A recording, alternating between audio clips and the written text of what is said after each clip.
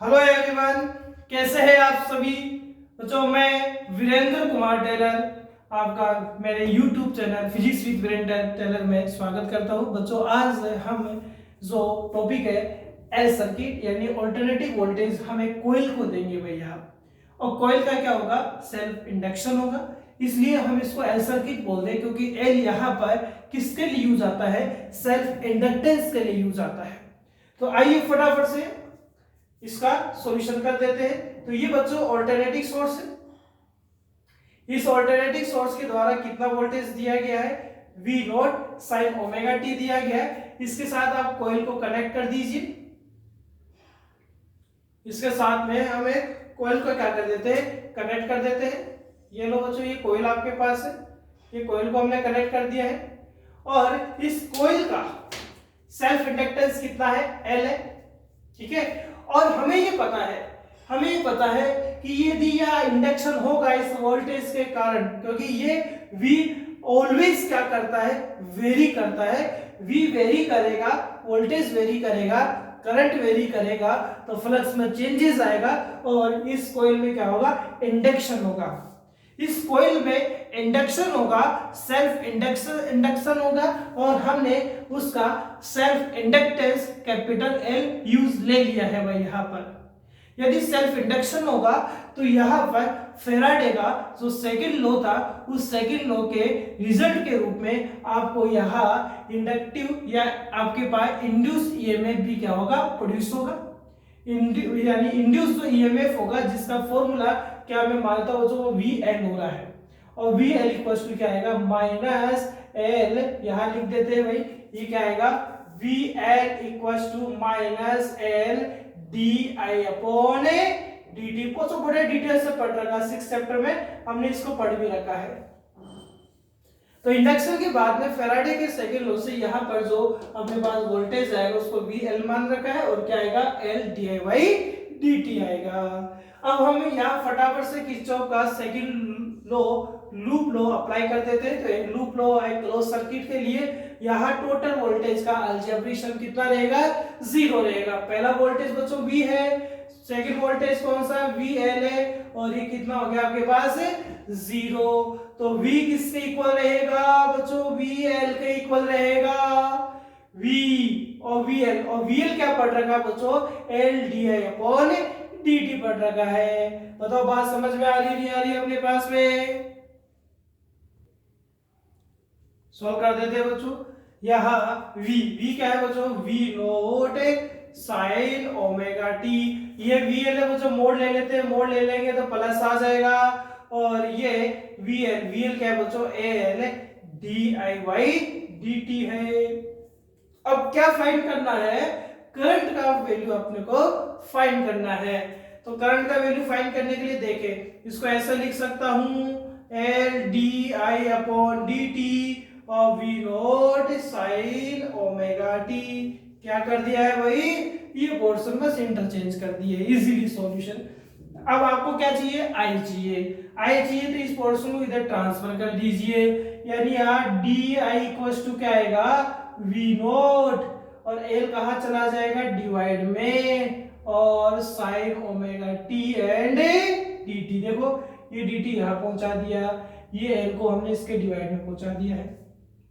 अब देखो D I आ रहा है, क्या चाहिए भाई, आई चाहिए, और डी आई आ रहा है, आई चाहिए, तो आप दोनों साइड क्या कर देंगे बच्चों, इसका इंटीग्रेशन कर देंगे। इंटीग्रेशन करेंगे तो बच्चों डी आई का इंटीग्रेशन क्या होगा, आई होगा। यहाँ V naught upon L constant आएगा, आपको इंटीग्रेशन किसका करना पड़ेगा, साइन ओमेगा टी का करना पड़ेगा। चलो करते हैं भाई, किया भी हमने पहले, ये वी नॉट बाई एल। अब यहाँ देखिए साइन का इंटीग्रेशन बच्चों क्या होता है, माइनस कोस ओमेगा टी होता है भैया। यहाँ देखो टी के साथ कौन आ रहा है, ओमेगा आ रहा है, तो ओमेगा इसके कहा आ जाता है, डिवाइड में आ जाता है। और सोल्व करते हैं, माइनस को बाहर ले लेते हैं, वी नोट माइनस का ले लिया, ओमेगा को बाहर ले लेते तो बच्चों ये क्या आ गया, कोस ओमेगा टी आ गया। और सोल्व करते, अब ये देखें, ये बच्चों ये वाला जो पोर्शन है ये वाला जो पोर्शन है, देखो मैंने बताया अलग से क्लास ली है मैंने, इंडक्टेंस वगैरह की अलग से स्पेशल क्लास बनाई है। देखो ये वाला पोर्शन जो है कहीं ना कहीं आई नोट को डिफाइन करेगा, मैक्सिमम यानी करंट का पीक वैल्यू होगा। यदि मैक्सिमम या पीक वैल्यू होगा, इसका मीन वी नोट तो आ गया, ये कहीं ना कहीं कौन होगा बच्चों, रेसिस्टेंस ही होगा। और हम इस सर्किट में रेसिस्टेंस को क्या बोलते हैं, रिएक्टेंस बोलते हैं, जिसको मैंने बता रखा अच्छे से। यानी बच्चों ये जो एल ओमेगा होता है इसको मैं लिख रहा हूं यहाँ एक्सएल, इस एल ओमेगा को क्या लिख रहा हूं मैं, एक्सएल लिख रहा हूं भाई। और एक्सएल क्या होता है, ये रिएक्टेंस होता है। क्या होता है बच्चों, ये रिएक्टेंस होता है। और ये रिएक्टेंस किसका है, एल का है। एल का है तो इसको इंडक्टिव रिएक्टेंस भी बोलते हैं। क्या बोलते हैं इसको बच्चों, इंडक्टिव रिएक्टेंस भी कहते हैं। और इंडक्टिव रिएक्टेंस एक तरीके से कौन होता है, रेसिस्टेंस ही होता है। यानी यहाँ एल सर्किट में रेसिस्टेंस की जगह कौन आता है, एल ओमेगा आता है, जिसको इंडक्टिव रिएक्टेंस कहा जाता है। याद करो क्लास देख सकते हो भाई, जिसको नहीं पता हो आप सर्च कर लीजिए रिएक्टेंस की, इंपीडेंस की, इनकी स्पेशल क्लास मैंने अरेंज कर रखी है, स्पेशल क्लास मैंने दे रखी है। ठीक है, आप देख सकते हैं क्लास, यदि आपको ये चीजें पूरी डिटेल से जाननी हो तो यहाँ XL equal to L omega. मैंने क्या कहा है, किसकी जैसे यूज आता है हमारे यहाँ, रेसिस्टेंस की जैसे यूज आता है। सो यहाँ हम क्या लिख रहे हैं, I equal to minus V naught upon L omega. क्या लिखा भाई, V naught upon L omega. और एल ओमेगा को क्या लिख रहे हैं, एक्सएल, और क्या आ जाएगा बच्चों, ये कोस ओमेगा टी आ जाएगा। क्लियर है भाई यहाँ तक। अब देखिए फटाफट, ये वाला जो पोर्शन है इसकी जगह क्या लिख रहा हूं, I equals to minus I naught cos omega. अभी तो बच्चों कोस को भी चेंज करने वाले हैं हम, ठीक है। तो आई इक्वल्स टू क्या आ गया, minus I naught cos omega t. There I naught क्या रहेगा, वी नोट अपॉन एक्सएल रहेगा। और एक्सएल इक्वल्स टू क्या पढ़ लिया है, एल ओमेगा पढ़ लिया है। और चलिए यही बता देते हैं, या लिख दिया है तो हमने, देखे एल ओमेगा पढ़ लिया है क्योंकि न्यूमेरिकल आता है। तो X L equals to L omega, L omega की जगह 2 पाई एफ भी आप लिख सकते हैं। क्लियर है यार, ग्राफ भी बनाकर बताएंगे। यहाँ देखिए भाई, यहाँ देखिए, अब इस कोस को मैं बच्चों क्या करना चाहता हूँ, साइन की फॉर्म में चेंज करना चाहता हूँ, ताकि इजीली में हम फेज के साथ फेज डिफरेंस फाइंड कर सके। हम ये चाहते हैं कि जो करंट आपके पास आया है, जो कॉस के फॉर्म में आ रहा है, कॉस के टर्म में आ रहा है, हम इसको साइन के टर्म में कन्वर्ट कर दें। इसलिए करना चाहते हैं हम साइन के टर्म में कन्वर्ट, ताकि हम इजीली में वोल्टेज में और करंट में phase and phase difference find कर सके। तो देखते हैं भाई, देखते हैं, यहाँ देखते हैं। अब देखो एक फॉर्मूला आता है भाई, फॉर्मूला देखते क्या होता है। एक फॉर्मूला क्या होता है बच्चों, फॉर्मूला होता है, यहाँ चलो कोस में आ रहा है तो देखिए कोस का फॉर्मूला होता है बच्चों, कोस थीटा। कोस थीटा होता है बच्चों साइन 90 माइनस थीटा होता है, ये फॉर्मूला होता है।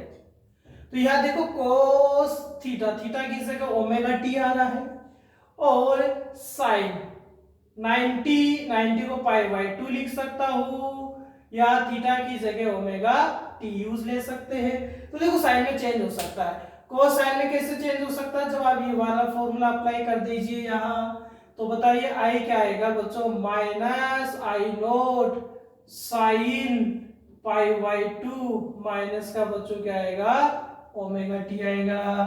क्लियर है यहाँ तक। अब देखिए आप यहां माइनस कॉमन ले लेता हूं बच्चों, यहाँ माइनस बाहर लूंगा तो ये माइनस से माइनस कैंसिल हो जाएगा। फॉर्मूले क्या आएगा, I naught sine omega T minus pi by 2 आएगा। ये अब अपने पास क्या आ चुका है, एक करंट का फॉर्मूला हो चुका है। क्या है formula, I equal to I naught sine omega t, क्योंकि यहां से माइनस बाहर लेंगे, माइनस माइनस से प्लस हो जाएगा, तो करंट क्या आ जाएगा, I naught sine omega T minus π/2 आ जाएगा आपके पास में। अब देखें भाई और आगे देखते हैं। अब देखो आर सर्किट में तो जो रेसिस्टेंस आ रहा था वो फ्रीक्वेंसी पर डिपेंड बच्चों नहीं कर रहा था, लेकिन एल सर्किट में देखो, एल सर्किट में जो आर यानी जो रेसिस्टेंस आ रहा है, क्योंकि यहाँ इस चैप्टर में मतलब सॉरी इस टॉपिक में ये जो रेसिस्टेंस है वो यही तो है और आप ये देखेंगे ये फ्रीक्वेंसी पर डिपेंड कर रहा है। यानी आर सर्किट में रेसिस्टेंस फ्रीक्वेंसी पे डिपेंड नहीं करता था, लेकिन एल सर्किट में ये जो रेसिस्टेंस होता है जिसे हम इंडक्टिव रिएक्टेंस बोलते हैं, जिसे क्या बोलते हैं भाई, जिसको इंडक्टिव रिएक्टेंस बोलते हैं, ये किस पर डिपेंड करता है, ओमेगा यानी फ्रीक्वेंसी पर क्या करता है, डिपेंड करता है। तो इसका फटाफट से पहले ग्राफ देखते हैं, फिर फेज और फेज डिफरेंस निकालते हैं। देखिए भाई ग्राफ देखते हैं फटाफट से, अब ग्राफ देख लेते हैं। देखो क्या है,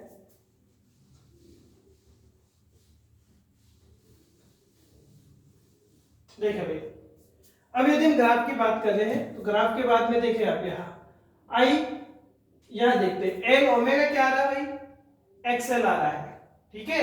तो ग्राफ बना रहे हम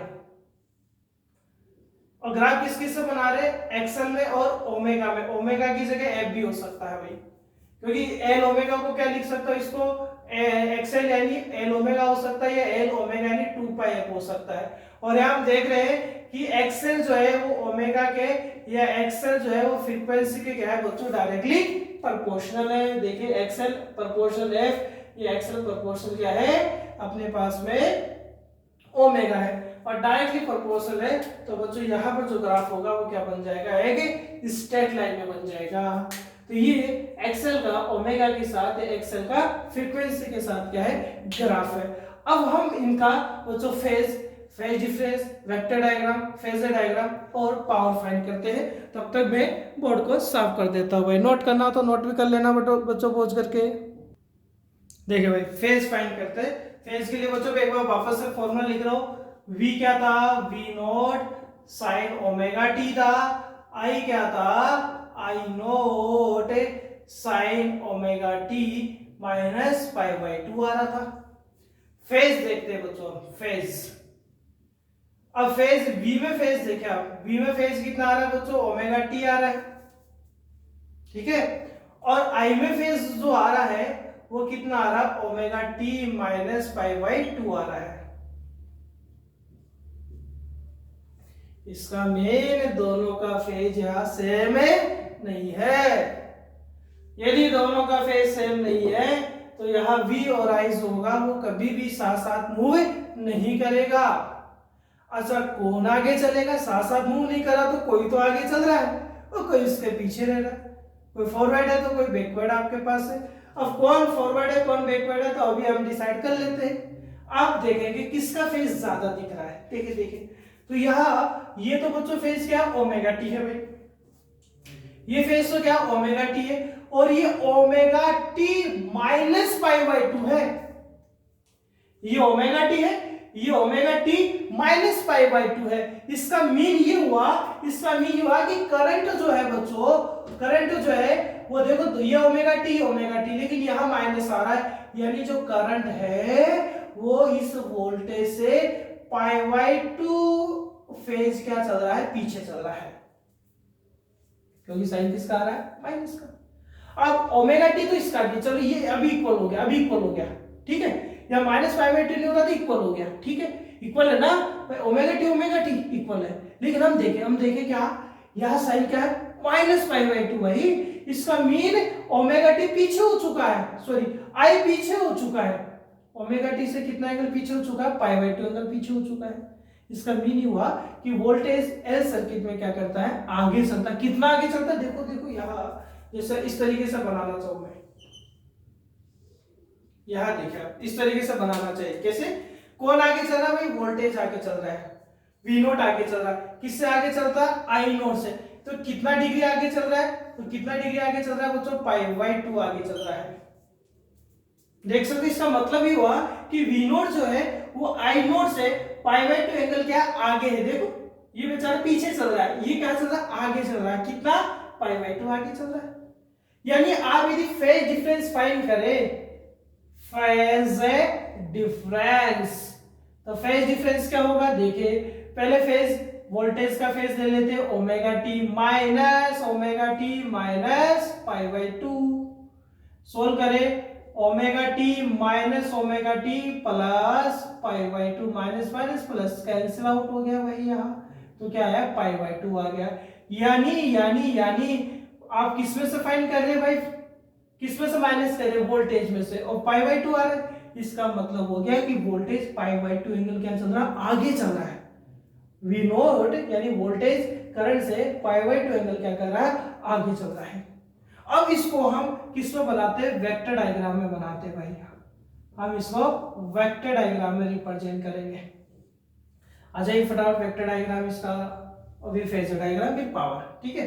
ये टाइमिंग है t, ये टाइमिंग t/2 है, ये टाइमिंग t/4 है, और ये टाइमिंग 3t/4 है।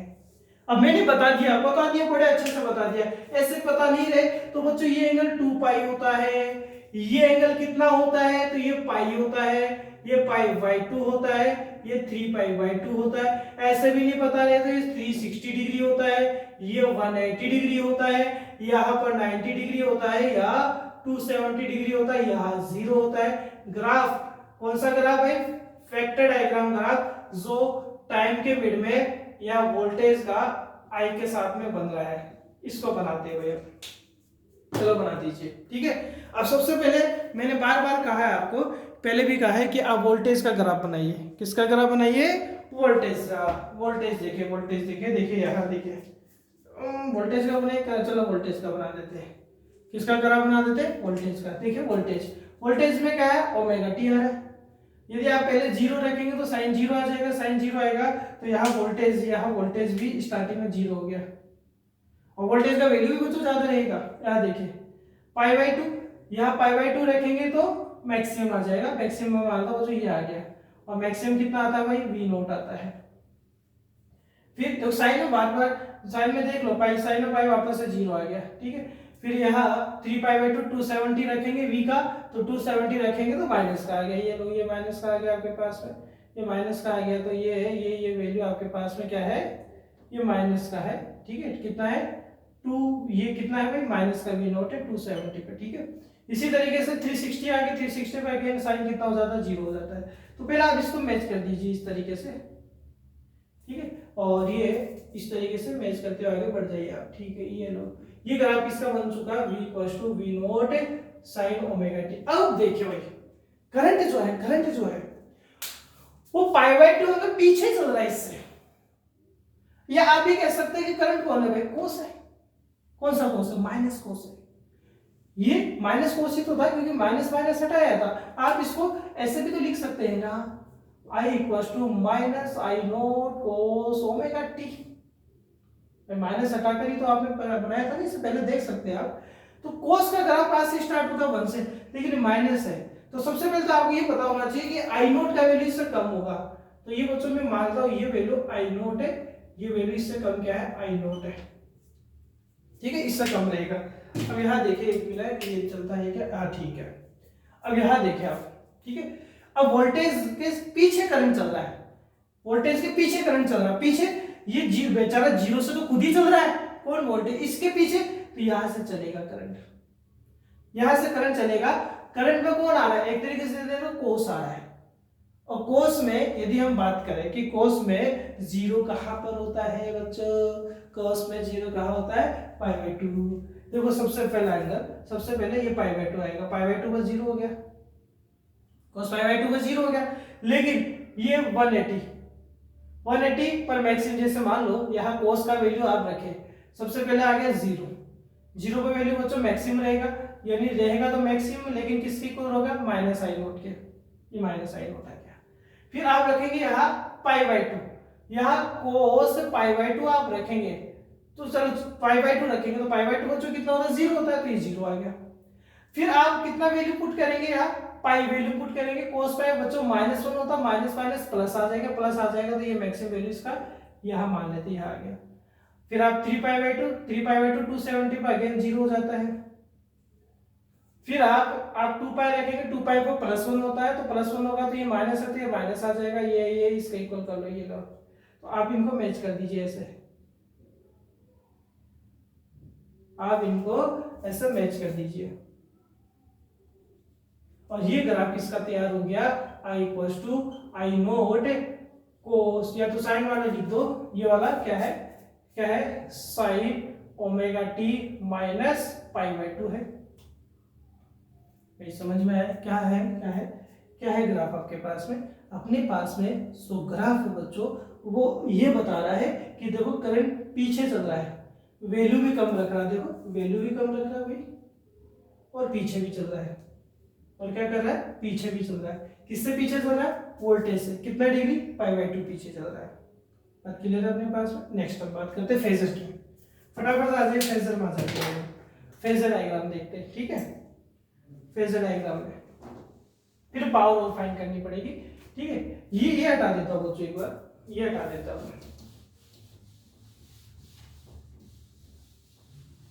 देखिए फेजर इस तरीके से बनेंगे, और सबसे पहले मैंने क्या कहा कि आप वोल्टेज को देख लिए बच्चों। वोल्टेज क्या था, ओमेगा टी पर है, वोल्टेज ओमेगा टी पर है, और कितना वी नोट है, और इससे पीछे अब मैं मान लो इस डायरेक्शन में मूव कर रहे हैं, ऐसे इंक्रीमेंट ऑर्डर रहेगा, और ऐसे डिक्रीमेंट ऑर्डर रहेगा, ठीक है। तो वी नोट आपके पास ओमेगा टी फेज पर था, वी नोट ओमेगा टी, लेकिन करंट जो है वो π/2 एंगल कहा पीछे, इसके π/2 एंगल पीछे कहां बनेगा बच्चों। अब देखो ये पूरा तो 90 हो नहीं सकता, तो कुछ पोर्शन इधर भी रहेगा एंगल का, तो कुछ पोर्शन एंगल का इधर रहेगा, तो ये आपके पास किसका बनेगा, आई नोट बनेगा, और आई नोट यहां से कितना डिग्री का एंगल बनाएगा, π/2 का बनाएगा, यानी ये आई नोट है, और ये क्या रहेगा आपके पास, वी नोट रहेगा। और आप इसको और ज्यादा अच्छा करना चाहते हैं तो आप इसको इस तरीके से लूप सर्कुलर फॉर्म भी दे सकते हैं, आप इसको ऐसे सर्कुलर लूप फॉर्म भी दे सकते हैं, पूरा कवर करना चाहे तो पूरा भी कर सकते हैं ये लोग। अब यहां से अपने को क्या डिफाइन हो रहा है, यहां से बच्चों अपने पास क्या डिफाइन हो रहा है कि वी नोट ओमेगा टी पर है, और इस वी नोट से π/2 एंगल बैक में कौन है, आई नोट है, यानी आई नोट एस सर्किट में वी नोट से क्या रहता है, पीछे रहता है, बैक रहता है, और वैल्यू भी इसका क्या रहता है, कम रहता है। अब फटाफट से हम इसका क्या देखते हैं, पावर देखते, एवरेज पावर देखते हैं।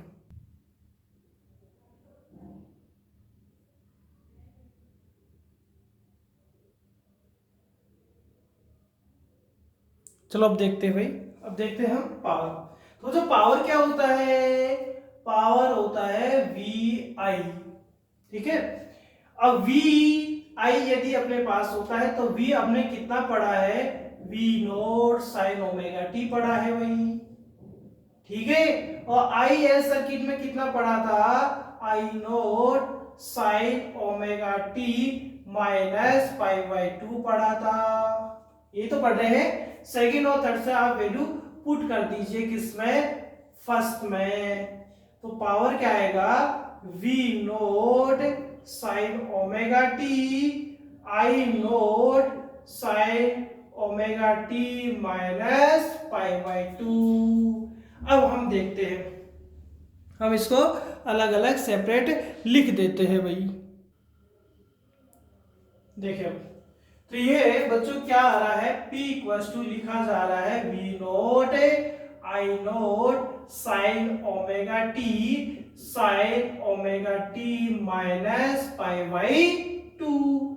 अब मैं इसको वापस से बच्चों कोस के टर्म में चेंज कर रहा हूं, और हमें पता है कोस थीटा इक्वल्स टू क्या होता है, साइन 90 माइनस थीटा होता है, बट यहां तो 90 तो माइनस का आ रहा है, यानी माइनस कोस थीटा क्या हो जाएगा, फिर साइन थीटा माइनस 90 हो जाएगा भाई।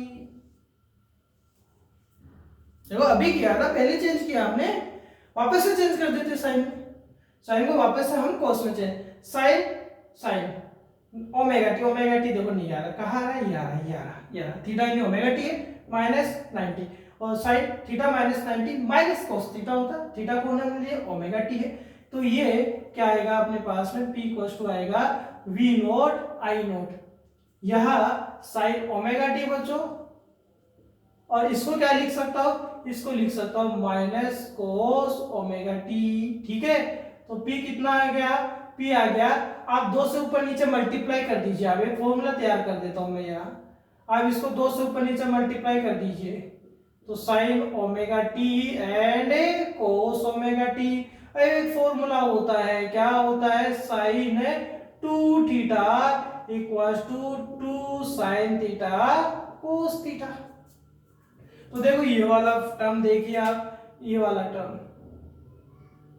2 साइन थीटा कोस थीटा आ रहा है, इसको क्या लिख सकता हूँ बच्चों, साइन 2 थीटा लिख सकता हूँ। तो ये P इक्वल्स टू क्या आ गया, minus V naught I naught upon 2 sine 2 theta यानी ओमेगा। लेकिन बच्चों हमें कौन सा पावर फाइंड करना है, एवरेज पावर फाइंड करना है। तो P एवरेज कितना आएगा, minus V naught I naught Y, और एवरेज किसका फाइंड होगा, साइन 2 ओमेगा टी का फाइंड होगा। अरे बता रहे भाई हमें, हाँ सर्किट में भी अच्छे से बताए। अब एवरेज कैसे फाइंड करेंगे, साइन इसका एवरेज कैसे फाइंड करेंगे, आप इसका क्या कर दे, इंटीग्रेशन कर दीजिए 0 से t तक, और टाइम इंटरवल का टोटल का डिवाइड कर दीजिए। मैंने बताया आपको साइन थीटा 2 थीटा ये कितने भी थीटा आ जाए, स्क्वायर नहीं आ रहा, तो बच्चों इसका अपने पास एवरेज 0, यानी इस पूरे का एवरेज कितना आता है, 0 आता है। पूरे का एवरेज 0 आएगा, तो पावर जो होगा इस सर्किट में एवरेज पावर कितना होता है, 0। अरे एवरेज 0 है क्या, पावर नहीं है, पावर तो है, एवरेज पावर 0 है। एवरेज पावर 0 होने का मीन ये हुआ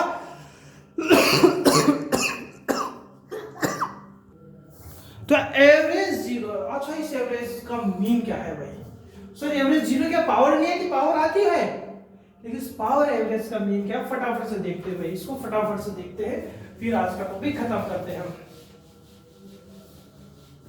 इसको हम ग्राफ से समझ रहे भाई, इसको हम ग्राफ से समझ रहे। अभी हमने एक ग्राफ बनाया था, वो ग्राफ ये था, वेक्टर ग्राफ बनाया था, ये t, ये ty2, ये ty4 और ये 3ty4, ये i v और p तीनों का ग्राफ बना रहे हैं भाई, तीनों का ग्राफ बना रहे। ठीक है, फर्स्ट ग्राफ, फर्स्ट क्या था, वोल्टेज, वोल्टेज का ग्राफ बच्चों इस तरीके से था, वोल्टेज का ग्राफ इस तरीके से था, क्या था, v equals to v naught sine omega t।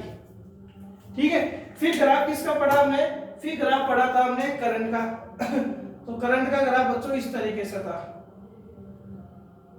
Current का ग्राफ इस तरीके से था भाई आपके पास। ठीक है, ये करंट का ग्राफ क्या था, I equals to I naught और क्या था, sine omega T minus pi by 2 था। अब पावर यहाँ 0 है, एवरेज पावर 0 है, इसका मीन हुआ कि हर टाइम इंटरवल के बाद में वो जितना उसका पॉजिटिव वैल्यू होता है उतना उसका नेगेटिव भी होता है। देख लीजिए कैसे, जैसे मान लो यहाँ से स्टार्ट हुई पावर, पावर स्टार्ट हुई तो ये पावर यहाँ ty4 तक जाएगी और यहाँ पॉजिटिव होगी, फिर ty4 से ty2 तक वापस क्या हो जाएगी, नेगेटिव हो जाएगी। इसी तरीके से यहाँ ऐसे पॉजिटिव और ये इस तरीके से negative, positive negative positive negative. यहाँ मान लो पावर P1 आ रहा है, यहाँ पावर क्या आ रहा है, P2 आ रहा है, तो P1 इक्वल्स टू P2 है, एक पॉजिटिव है दूसरा कैसा बच्चों नेगेटिव है, तो P मीन कितना आएगा, 0 तो आएगा। यानी इसमें हर टाइम के बाद में यहाँ देखें जितना पावर का पॉजिटिव वैल्यू आता है उतना पावर का क्या आता है, नेगेटिव वैल्यू आता है। इसका मीन हुआ कि यहाँ इस सर्किट में एवरेज पावर ऑलवेज कितना होता है, 0 होता है। क्लियर है बच्चों, तो नेक्स्ट क्लास में हम पढ़ेंगे सी परिपथ। ठीक है बच्चों, मेहनत करें भाई, मेहनत करें, सीटिंग दीजिए, टाइम दीजिए, और जो भी डाउट क्वेश्चन आता है वो आप मुझसे पूछिए। ठीक है, और लाइक जरूर करें भाई, आप सब्सक्राइब जरूर करें। ठीक है, थैंक यू।